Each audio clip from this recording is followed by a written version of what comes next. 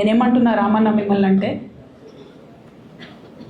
నా మీద మీకు కోపం ఉండొచ్చు, నా మీద ఏముందో ఎవరేం చెప్పారో నాకు తెలియదు. నేను మాత్రం నా ప్రాణం పోయినా కేసీఆర్ గారికి హాని జరగాలని కానీ కేటీఆర్ గారికి హాని జరగాలని కానీ కోరుకోను. అది నా నైజం కాదు.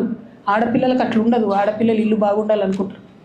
నా మనసుకి ఎంత గాయమైతే, నాకు ఎన్ని అవమానాలు అయితే, నాకెంత ఇన్సల్ట్ అయితే, నా మీద ఎన్ని కుట్రలు జరిగితే నేను ఇట్లా మాట్లాడుతున్నది నా బాధ, ఇది నా ఆవేదన. నాన్న చూస్తలేరేంది వీళ్ళని అన్నది ఆవేదన, చూసుకుంటే క్షమిస్తారేంది ఇంకెన్నిసార్లు క్షమిస్తారు అన్నది నా బాధ. అంతే తప్ప నాకేం కోపం ఉంటుంది? ఎందుకు కోపం ఉంటుంది?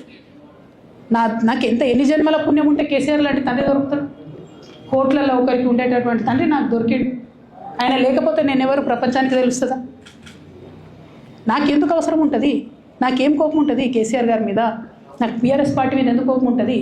నాకు 27 సంవత్సరాలు ఉన్నప్పుడు నేను నా కొడుకుని చిన్న పిల్లగాన్ని పసిగుడ్డుని ఎత్తుకొని ఇక్కడికి వస్తే ఆ రోజు నుంచి ఈ రోజు వరకు నేను రోడ్డు మీదనే ఉన్నా, ఉద్యమాలే చేస్తున్నా, పోరాటాలే చేస్తున్నా, తెలంగాణ ప్రజల కోసం పనిచేస్తున్నా.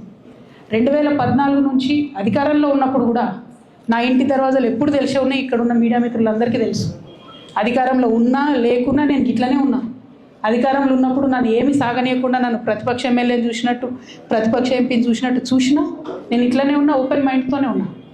నేను కోరేది ఒకటే, కేసీఆర్ గారి ఆరోగ్యాన్ని కాపాడండి రామన్న, పార్టీని కాపాడండి, పార్టీలో ఉన్న కార్యకర్తల్ని కాపాడండి, అందరు బాగుండేలాగా ప్రజా సమస్యలు తీసుకోండి. నాకు అంతకుమించి కావాల్సింది ఏం లేదు.